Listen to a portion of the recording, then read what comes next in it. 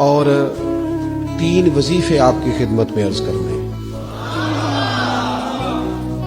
سخت مشکل جب آتی تھی نا تو صحابہ پڑھا کرتے تھے حسبنا اللہ و نعم الوکیل، نعم المولا، پڑھیے گا حسبنا اللہ و نعم المولا و نعم النصیر۔ اس کا معنی بڑا خوبصورت ہے، بالکل سادہ سا مختصر سا معنی کرے نا تو اس کا معنی یہ ہے میرے لیے اللہ ہی کافی ہے، اللہ میرا مددگار ہے، اللہ بہترین مددگار ہے، اللہ بہترین کفایت کرنے والا ہے۔ اس وظیفے کو نہیں چھوڑیں اور اس کے معنی سمیت اس کو یاد رکھیں۔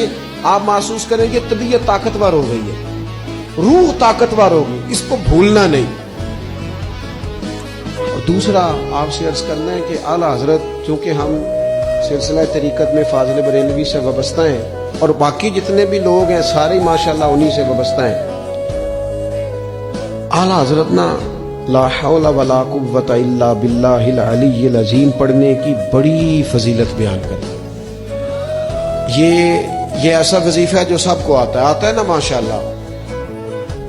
نبی پاک علیہ السلام نے فرمایا یہ اللہ کے عرش کے خزانوں میں سے خزانہ ہے۔ اعلیٰ حضرت فرماتے ہیں 99 دفعہ پڑھو لا حول ولا قوت الا باللہ العلی العظیم، فرمایا اللہ تعالیٰ تمہیں 99 بیماریوں سے شفا دے گا، اور اس میں سب سے چھوٹی بیماری ٹینشن کی بیماری ہے، سب سے چھوٹی بیماری غم کی بیماری ہے، چھوٹی، باقی بڑی بڑی ہوں گی۔ اس وظیفے کو نہیں آپ نے چھوڑنا اور یہ پابندی کرنی ہے، کریں گے انشاءاللہ تعالی۔ اور تیسرا وظیفہ ہے درود پاک۔ یہ بندہ درود پاک پڑھتا ہے تو پتہ ہوتا کیا ہے، 1 بار پڑھو تو 10 رحمتیں، 2 بار پڑھو تو 3 بار پڑھو تو 4 دفعہ پڑھو تو پھر تو چاروں جانب رحمت ہی رحمت ہو جاتی ہے۔ درود پاک کو کبھی نہ چھوڑو اپنی زندگی میں۔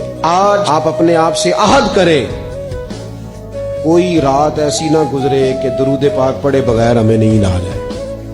یہ ذہن بنا، یہ 2 وظیفے اور تیسرا درود پاک۔ چوتھی بات آپ کی خدمت میں یہ عرض کرنی ہے کہ رمضان شریف آ گیا ہے۔